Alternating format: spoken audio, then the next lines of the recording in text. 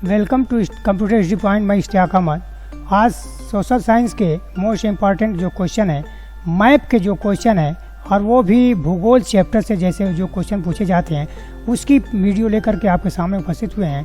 और ये question exam point view से अति महत्वपूर्ण है, इसलिए कि जितने भी प्रश्न हैं इसमें वो ज़्यादातर परीक्षा में पूछे गए प्रश्न हैं और उन्हीं प्रश्नों को हमने यहाँ मेंशन किया है जो हर साल परीक्षा में रिपीट होते हैं। अब इसमें वो है कि रेखा मानचित्र जो मिलेगा उसमें दो मानचित्र मिलेगा, एक तो होगा तो इतिहास के पोर्शन से और दूसरा होगा भूगोल और इकोनॉमिक्स के पोर्शन से आएगा। इतिहास और नागरिक शास्त्र और भूगोल और इकोनॉमिक्स। इसमें जो भूगोल का एक तो हमने बना दिया था वो इतिहास के पोर्शन से, उसमें मतलब जगह को मेंशन करना था। और इसमें ये भूगोल में देखना है कि मिट्टी है, पर्वत है, पठार है, अब ये कृषि के बारे क्षेत्र में तो उसके बारे में मेंशन। अब उसमें कैसे प्रश्न पूछे जाते हैं उसको हम दिखा रहे हैं कि पूछेगा कि काली मिट्टी का किसी क्षेत्र। तो भारत में कितने प्रकार की मिट्टियाँ पाई जाती हैं। सबसे पहले तो ये भारत में कितने प्रकार की मिट्टियाँ पाई जाती हैं, तो ये है इसमें भारत में कि 5 प्रकार की मिट्टियाँ पाई जाती हैं। ठीक है, तो मिट्टियाँ जो पाई जाती हैं 5 प्रकार की पाई जाती हैं। जैसे लिखा है कि काली मिट्टी, पर्वतीय मिट्टी, लाल मिट्टी, जलोढ़ मिट्टी, मरुस्थलीय मिट्टी, तो ये सब है। और बाकी अब इनके क्षेत्रों के बारे में पूछेगा। प्रश्न पूछता है कि काली मिट्टी के किसी क्षेत्र का नाम। तो अब ये क्षेत्रों में देखिए, सबसे पहले ये दिखाया जाएगा कि ये मतलब ये कि यहाँ पे निशान बना देगा और निशान को ये देखा कि जलोढ़ मिट्टी को किस निशान से दर्शाना है और लाल मिट्टी को कैसे दर्शाना है, काली मिट्टी को कैसे दर्शाना है, फिर मरुस्थलीय मिट्टी को कैसे, लेटराइट मिट्टी है, पर्वतीय मिट्टी है, ये सब सारी जितनी मिट्टियाँ हैं उनको चिन्ह अलग अलग चिन्ह बना दिया है। अब इससे अलग अलग प्रश्न पूछेगा कि जलोढ़ मिट्टी के किसी एक क्षेत्र को दर्शाइए। तो जलोढ़ मिट्टी को किसी एक क्षेत्र को कैसे दर्शाओगे, तो ये दर्शाने के लिए चिन्ह बना दिया है कि इसी जलोढ़ मिट्टी के किसी क्षेत्र को ऐसे दर्शाया जाएगा। फिर यह है कि लाल मिट्टी के क्षेत्र को कैसे दर्शाओगे, उसको चिन्ह बना दिया है। काली मिट्टी के क्षेत्र को बना देगा। फिर मरुस्थलीय मिट्टी है, लेटराइट मिट्टी है, पर्वतीय मिट्टी है। 6 प्रकार की जो मिट्टियाँ पाई जाती हैं इनके अलग अलग क्षेत्र हैं। और भारत में कौन सी मिट्टी कहाँ पाई जाती है, इन सारे मैप में वो अलग अलग क्षेत्रों को दर्शाया गया है अलग अलग चिन्हों के द्वारा। ये इस चिन्ह से आपको ये आसानी से मालूम हो जाएगा कि कौन सी मिट्टी भारत के किस क्षेत्र में पाई जाती है, कहाँ पे मरुस्थलीय मिट्टी पाई जाती है, कहाँ पे जलोढ़ मिट्टी पाई जाती है, कहाँ पे लाल मिट्टी पाई जाती है और कहाँ पे ये लेटराइट मिट्टी पाई जाती है और पर्वतीय मिट्टी पाई जाती है। तो अब इसमें है कि अब ये प्रश्न पूछता है कि ये जलोढ़ मिट्टी के किसी क्षेत्र को नाम। तो जलोढ़ मिट्टी का जो क्षेत्र होता है तो जलोढ़ मिट्टी के क्षेत्र है।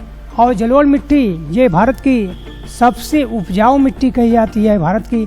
और ये जलोढ़ मिट्टी है जो नदियों द्वारा बहाकर लाई गई मिट्टियाँ होती हैं, उसी से बनी ये जलोढ़ मिट्टी है। फिर लाल मिट्टी का क्षेत्र है, काली मिट्टी का क्षेत्र है। काली मिट्टी कपास के लिए उपयुक्त है, तो ये पूछेगा कपास उत्पादक क्षेत्रों के नाम लिखिए, कपास उत्पादक क्षेत्रों को दर्शाइए। या मरुस्थलीय क्षेत्र कौन कौन से हैं, मरुस्थलीय क्षेत्र कहाँ हैं, मरुस्थलीय क्षेत्र को दर्शाने के लिए अलग से चिन्ह देगा। फिर पूछेगा कि लेटराइट मिट्टी का चिन्ह किसी एक क्षेत्र बताइए। तो लेटराइट मिट्टी के जो क्षेत्र होंगे, फिर पर्वतीय मिट्टी के जो क्षेत्र होंगे, तो पर्वतीय मिट्टी के क्षेत्र होंगे। पर्वतीय क्षेत्रों में कौन कौन से फसलें उगाई जाती हैं। इसके बाद इसमें जो क्वेश्चन बनाते हैं, क्वेश्चन को ऊपर मेंशन किया गया है कि क्वेश्चन में देखो ये पूछा है कि काली मिट्टी का क्षेत्र, पर्वतीय मिट्टी का क्षेत्र और लाल मिट्टी का क्षेत्र, जलोढ़ मिट्टी का क्षेत्र, मरुस्थलीय मिट्टी का क्षेत्र। तो प्रश्न पूछेगा कि काली मिट्टी के किसी क्षेत्र को अपने मानचित्र में दर्शाइए। तो काली मिट्टी कहाँ पाई जाती है उसको अपने मानचित्र में दर्शा देना है। फिर पूछेगा पर्वतीय मिट्टी के क्षेत्र को दर्शाइए, लाल मिट्टी के क्षेत्र को दर्शाइए, जलोढ़ मिट्टी के क्षेत्र को दर्शाइए। अब यहाँ जितने भी हैं मरुस्थलीय मिट्टी के क्षेत्र को दर्शाइए।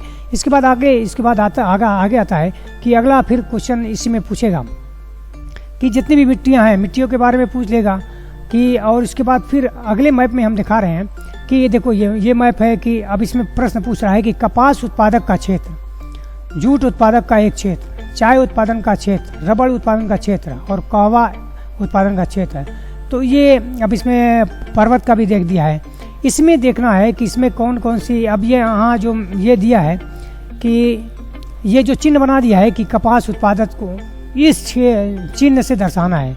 चाय कहवा उत्पादन को किस चिन्ह से दर्शाना है, जूट उत्पादन क्षेत्र को कैसे दर्शाना है, रबड़ उत्पादन क्षेत्र को कैसे दर्शाना, और सुंदरवन का जो डेल्टा है तो ये इसको कैसे दर्शाना। इस मैप में तुमको आसानी से ये बात मालूम हो जाएगी कि इस मैप को देखने के बाद तुम बड़ी आसानी से पकड़ लोगे कि अगर पूछ देगा कि कपास उत्पादक किसी दो क्षेत्रों को भारत के मैप में दर्शाइए, तो भारत के मैप में कपास उत्पादक क्षेत्रों को दर्शाने के लिए ये देखो चिन्ह बना दिए हैं, और जहाँ जहाँ कपास उत्पादन क्षेत्र है वो देख रहे हो, ये सब कपास उत्पादन के क्षेत्र हैं। कपास की खेती जहाँ कहाँ की जाती है, ये इसमें तुमको इस मैप से बहुत आसानी से मालूम हो जाएगा कि कपास की कृषि कहाँ, खेती कहाँ कहाँ की जाती है। अगला फिर आता है कि चाय कहवा उत्पादन के क्षेत्र। चाय और कहवा कहाँ ज़्यादा होता है, तो चाय कहवा के लिए जो प्रसिद्ध है कि चाय और कहवा, ये चाय और कहवा है, चाय है और कहवा है, तो उसके लिए ये जो क्षेत्र प्रसिद्ध हैं ये है। मतलब उसको थोड़ा सा मतलब ये कि इसी को लंबा कर दिया गया है। तो इसी तरह ये कि कपास उत्पादक के क्षेत्र, अब देखो यहाँ लिखा है सतपुड़ा की जो पहाड़ियाँ हैं, तो सतपुड़ा की पहाड़ियाँ में ये है, ये सतपुड़ा की पहाड़ियों को इसको मेंशन कर दिया है कि किसी एक पहाड़ी के बारे में पूछ दिया। इसमें आगे होता है कि जूट उत्पादक क्षेत्र। तो जूट उत्पादक जो क्षेत्र है, देखो जूट उत्पादक के क्षेत्र को कैसे दर्शाया गया है, कहाँ कहाँ जूट है। तो जूट उत्पादक क्षेत्र ज़्यादातर जूट तो पश्चिम बंगाल ही में होता है। पश्चिम बंगाल के ऊपर, मतलब ये तो ज़्यादातर पश्चिम बंगाल और बांग्लादेश। इसके बाद इसमें आगे पूछता है कि सुंदरवन का डेल्टा। तो सुंदरवन का डेल्टा ये जो है पश्चिम बंगाल का, ये है कि संसार का सबसे बड़ा डेल्टा सुंदरवन का डेल्टा है। हाँ, संसार का जो सबसे बड़ा डेल्टा है ये सुंदरवन का डेल्टा है। देखो अब इसमें कुछ नदियों को भी हमने मेंशन किया है, देखो यह लिखा है, और इसमें कुछ जगहों के बारे में किया। देखो ये साबर झील है, चंडीगढ़ है, लखनऊ है, अब ये नर्मदा नदी है। तो ये देखो, हाँ मतलब ये कि ये अरब सागर में गिरने वाली नदियाँ हैं, और जो बंगाल की खाड़ी में गिरने वाली नदियाँ होती हैं, ये देखो यहाँ कांदला है, कांदला गुजरात का पत्तन है, तो कांदला बंदरगाह है। ये जहाँ देखो तुंगभद्रा है, यहाँ नीलगिरी पर्वत है, ये बेंगलुरु है। उसके बाद यहाँ आता है भुवनेश्वर। तो ये सब क्या है, यहाँ जगहों के बारे में मालूम हो गया है कि कौन सी जगह कहाँ पे है। अब इसमें मतलब ये कि इससे जो प्रश्न बनाए जाते हैं, तो अब इसमें प्रश्न में देखो ऊपर थोड़ा सा प्रश्न कई दे दिया है कि देखो ये लिखा है कि कपास उत्पादक का किसी कपास उत्पादक के क्षेत्रों को दर्शाइए, या कपास उत्पादक दो क्षेत्रों को चिन्हित कीजिए। पूछेगा कि ये जूट उत्पादन का किसी क्षेत्र, तो जूट जहाँ जहाँ पैदा होता है, और जूट के जूट के लिए जो चिन्ह निर्धारित कर दिया गया उसी चिन्ह से तुमको दर्शा देना है। तो फिर पूछेगा कि चाय उत्पादन का क्षेत्र। तो चाय जानते हो कि ज़्यादातर ये चाय ये पर्वतीय क्षेत्रों में होती है, और जहाँ जहाँ पर्वत पाए जाते होंगे वहाँ, तो इससे ज़्यादा तो असम ये चाय उत्पादन के लिए प्रसिद्ध है। रबड़ उत्पादन का क्षेत्र, रबड़ तो दक्षिण में होता है, केरला में, तमिलनाडु में ये होता है। फिर कहवा और उत्पादन का क्षेत्र, लेकिन यहाँ जहाँ कहवा भी दक्षिणी इलाके में होता है। तो अगला फिर इसमें सतपुड़ा की पहाड़ियाँ भी देगी है। अगले मैप में देखते हैं कि उस मैप में क्या है। अगले मैप में देखो ये लिखा है कि बहुउद्देशीय नदी घाटी परियोजनाएं, जल विद्युत परमाणु शक्ति केंद्र भारत के रेखा मानचित्र में निम्नलिखित विवरण अंकित कीजिए। तो जल विद्युत और नदी घाटी परियोजनाएं, तो बहुउद्देशीय परियोजनाओं का मतलब ही होता है कि बहुत सारे उद्देश्यों को लिए हुए है। जो भी परियोजनाएं नदियों में बनाई जाती हैं उनके उद्देश्य कई एक होते हैं। बहुउद्देशीय लिए उसको बहुउद्देशीय नदी घाटी परियोजनाएं कहते हैं। इसको जल विद्युत, इससे जल भी पैदा किया जाता है, परमाणु शक्ति केंद्र बनाए। तो अब इसमें है कि कल्पक्कम परमाणु ऊर्जा केंद्र। तो कल्पक्कम, ये बहुत इंपॉर्टेंट क्वेश्चन है कि कल्पक्कम परमाणु ऊर्जा केंद्र कहाँ है, ये राणा प्रताप सागर कहाँ है, माता टीला तथा मयूराक्षी बांध, हीराकुंड बांध कहाँ है, नागार्जुन बांध कहाँ है।